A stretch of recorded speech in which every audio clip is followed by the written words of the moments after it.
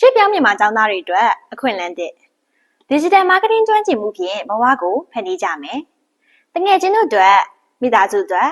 ပုံမကောင်းမွန်သောအနာဂတ်ကိုဖန်တီးလိုပါသလား။ဒါအပြင်ကျမတို့ရဲ့ Edu Brief for Myanmar Initiative ဟာရွှေ့ပြောင်းမြန်မာအမျိုးသမီးတွေအတွက်ခေတ်နဲ့အညီအသက်မွေးဝမ်းကျောင်းပညာတွေကိုပံ့ပိုးပေးဖို့ရည်ရွယ်ထားပါတယ်။ EBM မြန်မာဟာ MBA ကျောင်းပြီးထားပြီးလက်တွေ့စီးပွားရေးလုပ်ငန်းအတွေ့အကြုံရှိသူများIT ပညာရှင်များနဲ့ဗီဒီယိုဖန်တီးသူတွေပူးပေါင်းပါဝင်တည်ထောင်ထားတဲ့အဖွဲ့ဖြစ်ပါတယ်။အဖွဲ့ဝင်တိုင်းဟာစီးပွားရေးနည်းပညာနဲ့ဖန်တီးမှုနယ်ပယ်အတွေ့အကြုံများဖြင့်ပူးပေါင်းကူညီပြီးမြန်မာမျိုးသမီးများအတွက်အခွင့်အလမ်းသစ်များကိုဖန်တီးပေးနိုင်ဖို့ရည်ရွယ်ထားပါတယ်။ကျမတို့အဖွဲ့အနေနဲ့ Digital Marketing ကျွမ်းကျင်မှုများ Social Media စီမံခန့်ခွဲမှု Content ဖန်တီးမှုနဲ့ဈေးကွက်ရှာဖွေမှုနည်းပညာတွေကိုအခမဲ့လေ့ကျင့်သင်ကြားပေးသွားမှာဖြစ်ပါတယ်။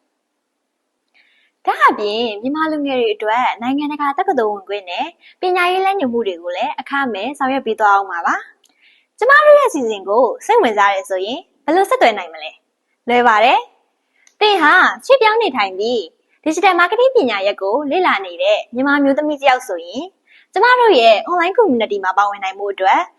Edu Brief for Myanmar ရဲ့ Facebook page ကနေတစ်ဆင့်ဆက်သွယ်နိုင်ပါတယ်။